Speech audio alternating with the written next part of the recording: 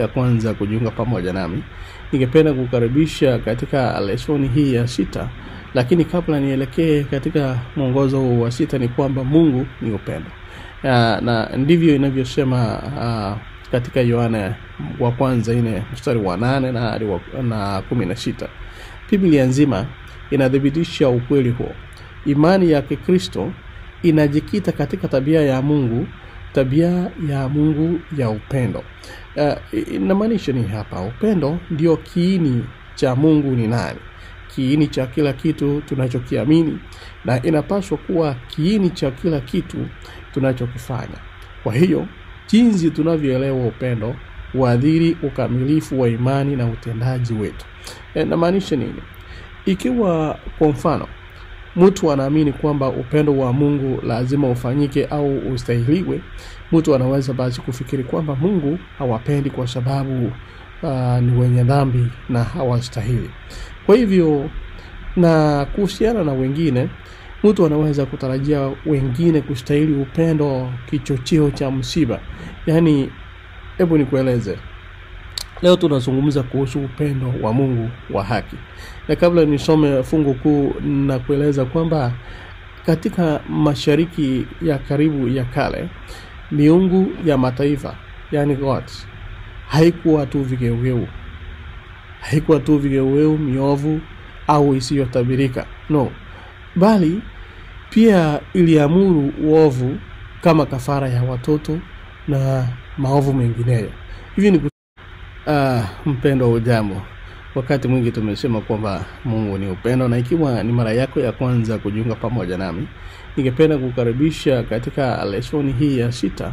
Lakini kabla nielekee katika mwongozo wa 6 ni kwamba Mungu ni upendo. Na ndivyo inavyosema katika Yohana wa kwanza 4 mstari wa 8 na 16. Biblia nzima inadhibitisha ukweli huo. Imani ya Kikristo inajikita katika tabia ya Mungu ya upendo.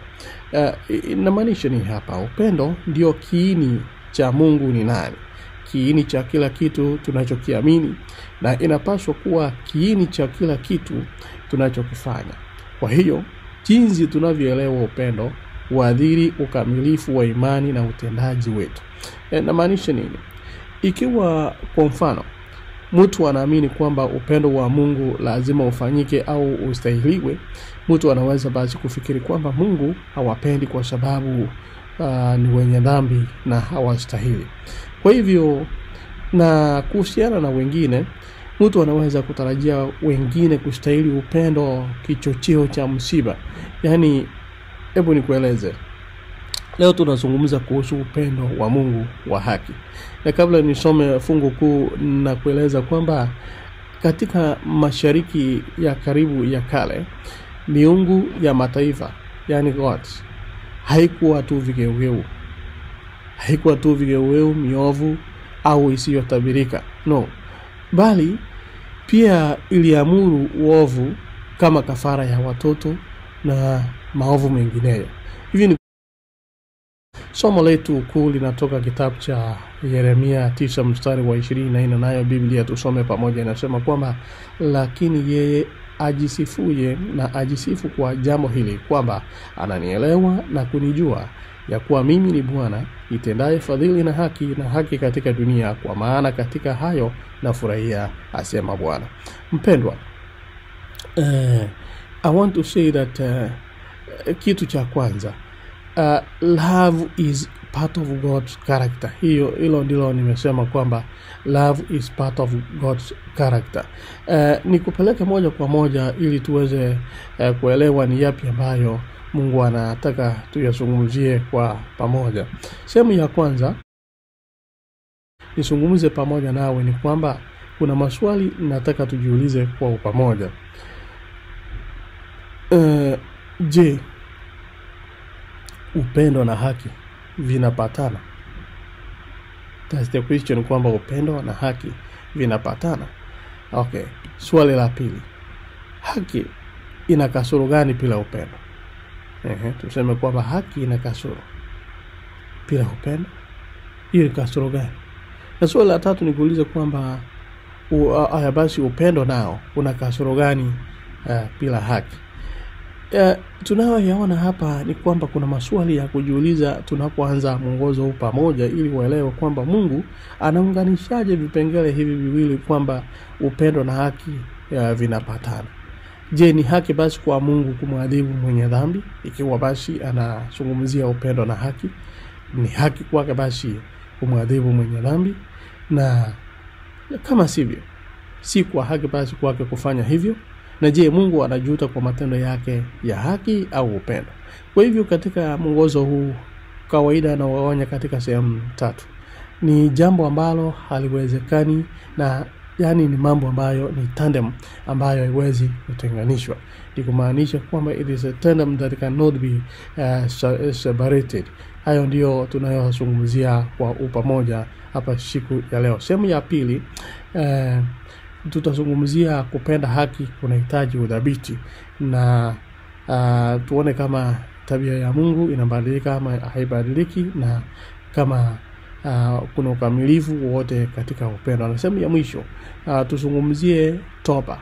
Je, Mungu ughairi, na ni kwa nini Mungu huenda akaghairi?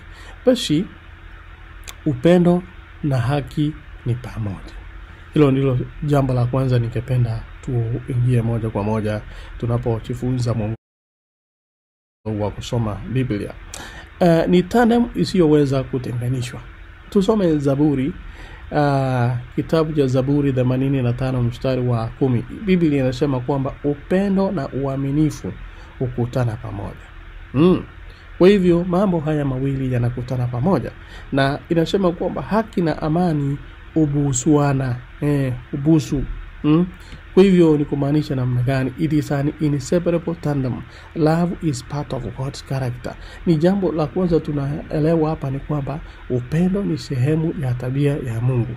Ukisoma Yohana wa kwanza 4 mstari wa 8, basi tunauliza kwamba is justice also part of his character? Je, haki pia ni sehemu ya tabia yake? Hilo ndilo swali tunajiuliza kwa pamoja. Ni kweli kwamba haki na haki ni msingi wa kiti chako cha enzi. Zaburi 89 mstari wa 14 inasema kwamba upendo na uaminifu vinakutana. Ukienda katika kitabu cha Zaburi 89 mstari wa 14 inasema kwamba haki ni msingi wa kiti chako cha enzi. Hivyo ni kumaanisha namna gani?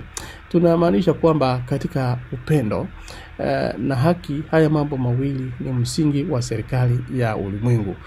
Ulimwengu wa Mungu, haya mambo mawili ni kusema kwamba ni msingi wa serikali yake. Sijui kama unapotizama serikali za dunia hii na za ulimwengu huu unaona kama mambo haya mawili yanaambatana. But we are saying that both justice and love are the very foundation of the government of the universe, since they are a part of the character of God and they emanate from him. Ukisoma Psalms 89 verse 14. So nasema kwamba this is the reason why a large part of the messages given by God to the prophets include the denunciation of unjust situations. Na maanisha nini? Nasema kwamba ndiyo sababu sehemu kubwa ya ujumbe unaotolewa na Mungu kwa manabii ni pamoja na kukemea hali zisizo za haki ambazo watu walilazimika kurekebisha ili kuwa katika ushirika naye. So ni kusema kwamba in order to be in communion with God, lazima people had to rectify some situations ndiposa wawe moja kwa moja katika ushirika na Mungu. Hivi ni kusema namna gani? It is to say that this is love and justice is an inseparable tandem. Yani ni tandem isiyoweza kutenganishwa. Uende usome kitabu cha Mika 6 mstari wa 8. Amekuonyesha mwanadamu yaliyo mema, na Bwana anataka nini kwako? Kutenda kwa haki na kupenda rehema na kutembea kwa unyenyekevu na Mungu wako. Hilo ndilo jambo ambalo tunazungumzia katika hiyo sehemu ya kwanza. Ni peleke katika sehemu ya pili. upendo wote, haki yote, all love, all justice. Ni kwamba God does not just ask us to do what is right and show love. Mungu atuulizi ama atuombi tu tufanye yaliyo sawa na tuonyeshe upendo. Yeye daima na wakati wote anatuonyesha sifa hizi mbili. Mungu tu daima hufanya kile chenye upendo na haki. Unamaanisha namna gani? Yeye kila wakati, all times, he exemplifies those traits. Kwa hivyo Mungu, God only and always does what is loving. Yani Mungu kila wakati, jambo ambalo analifanya pekee na kila wakati ni yale ambayo ni kupenda, yaliyo mema na ya haki. Kwa hivyo upendo, haki na haki. Biblia inatangaza kwamba Mungu hutenda haki kila asubuhi. Soma Zefania mstari wa 5, Zefania 3. Inasema that God acts justly every morning. Kila asubuhi Mungu hutenda yaliyo mema, yaliyo ya haki. Kwa hivyo Mungu anajua kile ambacho ni bora kwa kila mtu, na anataka kile ambacho ni bora kwa kila mtu, na anaendelea kufanya kazi ili kukifanikisha. Wakati mwingine we can know what is best for everyone, but the question is, do we always want to do what is best for everyone, and do we continually work to achieve it vile Mungu ambavyo anafanya? Hilo ndilo swali labda ungejiuliza. Wakati mwingine, angalia, Mungu ana mamlaka yote, ana nguvu zote, lakini licha ya hayo na licha ya kuwa hakuna mtu juu yake anayeweza kuhukumu matendo yake. Unajua wakati mwingine, when there is something above you who can judge your actions, you tend to unaanza kufanya visivyo. Kwa hivyo yeye Mungu, hata kama hakuna yeyote juu yake ambaye anaweza kuhukumu matendo yake, licha ya kuwa na haki ya kutenda anavyotaka. Wakati mwingine watu wanafikiria kana kwamba labda kuna kitu kinamzuia. Hebu jifikirie katika nafsi yako. If there is nobody above you who can judge your actions, you have a right to do as you wish. Hiyo utakufanya utende namna gani? Lakini Mungu yeye, licha hayo, kamwe afanyi chochote kinyume na haki. He never does anything that is contrary to justice. He never does anything wrong, nor does he induce anyone to do anything wrong.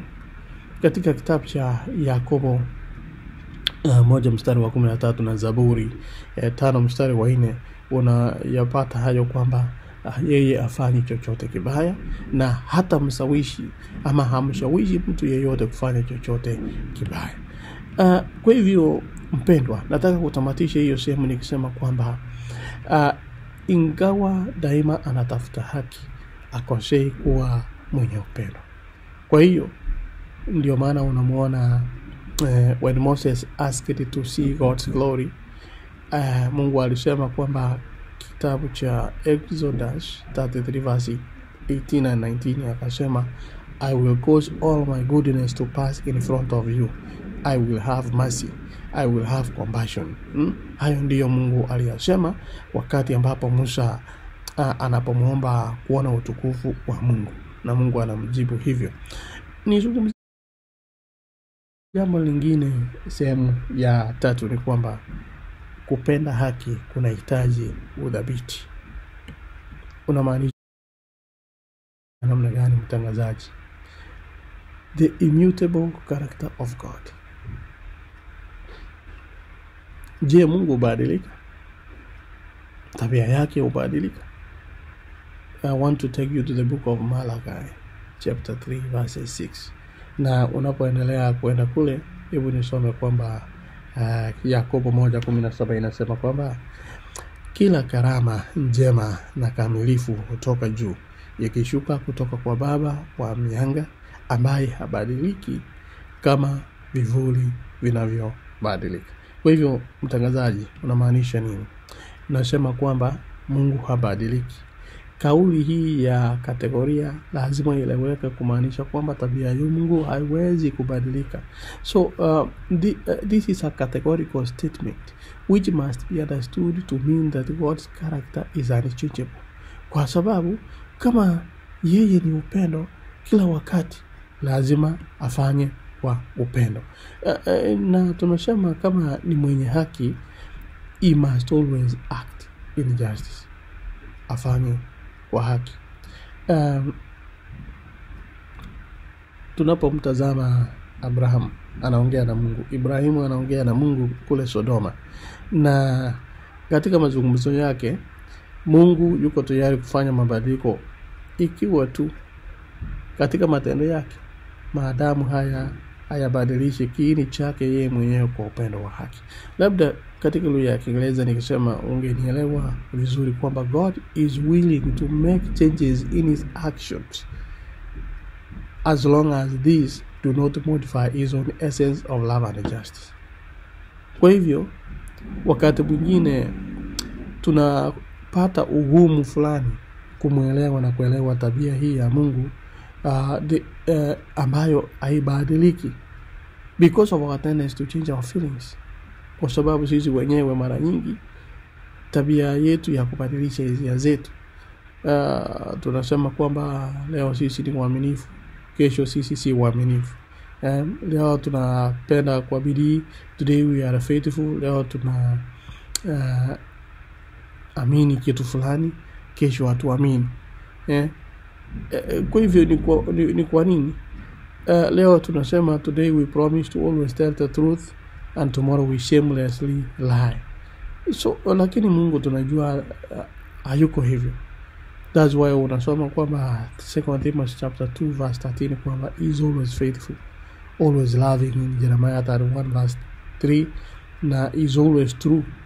Tito 1 mstari wa 2 is always true, na umalize na Waebrania 6:17 na muona kwamba yeye ni mwaminifu kila wakati, upenda daima, na daima ni mkweli na habadiliki.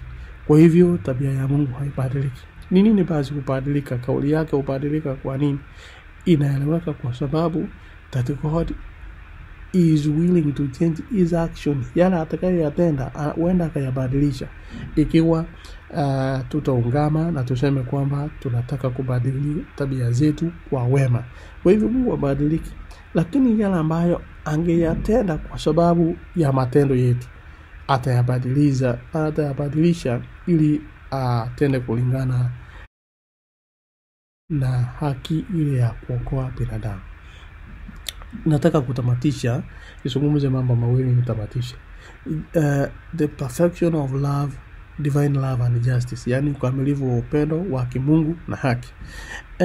Tunasoma kile kitabu tulisoma Kumbukumbu la Torati 32 mstari wa 4 kwamba yeye ni mwamba, kazi zake ni kamilifu na njia zake zote ni za haki.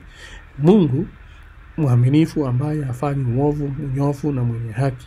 Kwa hivyo kuna mambo nimeyazungumzia hapa. The perfection of God's love, yani ukamilifu wa upendo wa Mungu, unathibitishwa wazi katika tendo la kutoa maisha yake ili kutuokoa kutoka kwa dhambi. When you read Romans chapter 5 verses 8, the act of offering his life ili afanye nini? To rescue us from sin. So the same act inaonyeshwa hapa, the perfection, inaonyesha the perfection of his justice. If you go to the book of Romans chapter 3 verses 25 and 26, unaona kwamba kitendo hiki pia kinatuonyesha ukamilifu wa haki yake. Lakini kuna tofauti na upendo wetu. Unlike our love, tofauti na upendo wetu, Mungu he constantly continues to impart his perfect love even to those who do not love him. Yani namaanisha nini? Hebu niseme kwa Kiswahili ili unielewe kwamba upendo wa Mungu unazidi matarajio yoyote ya busara. Kwamba Mungu anaendelea kutoa upendo wake kamili kila wakati, hata kwa wale ambao hawampendi na hawastahili kupokea faida zake. Hebu fikiria kwamba there is somebody who was not worthy of receiving your benefits or the benefits of your love, ungemuonyesha. Kwa hivyo upendo wa Mungu, it exceeds any reasonable expectation, but it never nullifies or contravenes justice. Hebu niseme hivi, upendo wa Mungu unazidi matarajio yoyote ya busara, lakini kamwe haupatilishi au kukiuka haki. Anatualika kutenda kama yeye, maana anasema katika Hosea 12:6 kwamba shikilia upendo na haki. Kwa hivyo ni kumaanisha kwamba when God finally establishes justice in this world and out of love eradicate evil from the universe, every creature, kila kiumbe wakati huo will praise God's perfect justice and perfect love. Kila kiumbe atasifu na aseme kwamba upendo na haki na fadhili zako ni za milele na ni kamili. Kwa hivyo mpendwa, kadi tamati asubuhi ya leo, nataka kusema kwamba is it possible Mungu abadilike ama agairi, niseme agairi kupenda haki na toba? Let's talk about toba ya Mungu. Kabla nizungumzie fungu kuu hapa, wakati mwingi tunaposikia toba, yani Kiingereza ni repentance, what are you repenting? You are repenting because something has not been done well. Ndio maana unatubu. Kwa hivyo ni kumaanisha kwamba unaposikia neno toba, inamaanisha kwamba ni dhana kwamba kitu fulani hakikufanywa vizuri. Kwa hivyo katika mambo afanyayo Mungu, toba haifikiriki. Unamaanisha nini? Repentance in God is unthinkable, kwamba Mungu akatubu. Can you imagine kwamba Mungu anatubu? Hebu nisome fungu kuu kwamba Hesabu 23:19, Numbers 23:19, na uende usome 1 Samuel 15:29 ukipata wakati, lakini hebu nisome. Inasema kwamba Mungu si mwanadamu aseme uongo, si mwanadamu abadili nia zake. Je, anasema kisha hatendi? Je, anaahidi na hatimizi? Hayo ni maneno yanayotoka katika kitabu cha Hesabu 23. Anamaanisha nini hapa? Maandiko kadhaa ya Biblia yametuonyesha kwamba juu ya toba ya Mungu. Kwa mfano tukisoma Mwanzo 6:6, do you remember wakati wa Noah? There are several inaonyesha kwamba God repented. Kwa hivyo inamaanisha nini? Does it mean that God backs down from his plans for our good? No. He does not back down from his plans for our good. That is why his promises are always trustworthy. Kwa hivyo uweze kusema kwamba Mungu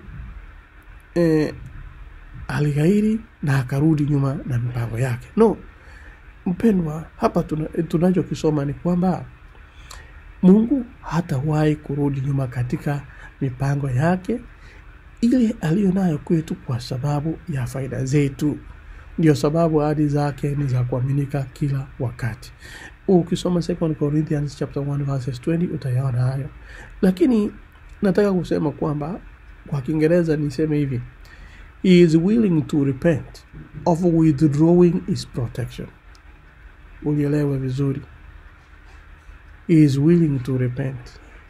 Yuko tayari kutubu, kuondoa ulinzi wake na kukataa adhabu yetu kwa mujibu wa toba yetu.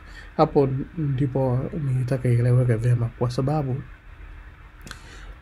ni nini kinamfanya Mungu aghairi? Ni kumaanisha kwamba amebadili mawazo yake? La hasha. Si vile. It is because of our repentance. Tumeungama, tukatengeneza uhusiano pamoja naye. Na kwa sababu yeye ni upendo, basi atafanya namna gani? Ataghairi.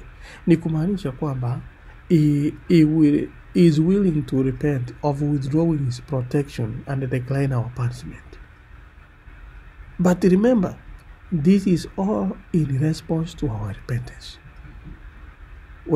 unamaanisha nini? Ukisoma kitabu cha Yona, nikukumbushe kule Yona 3:10 na kitabu cha Kutoka Exodus 32:14, yatakuonyesha kwamba God is able, is willing to withdraw his protection and decline our punishment in response to our repentance. Therefore, mpendwa, ninapotamatisha, God suspends his judgment in response to repentance precisely because his character is good, is just, is loving and merciful. Usije ukasema kana kwamba basi Mungu alisema hivi ya kufanya.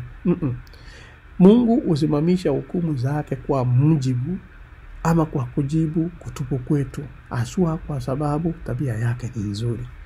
Si kama binadamu useme kwamba hata kama umetubu uliyoyatenda sitayasahau, kwa hivyo itabidi nikutendea hivi na vile. Mungu tabia yake ni nzuri, ni ya haki na upendo na rehema. Mpendwa, katika siku ya leo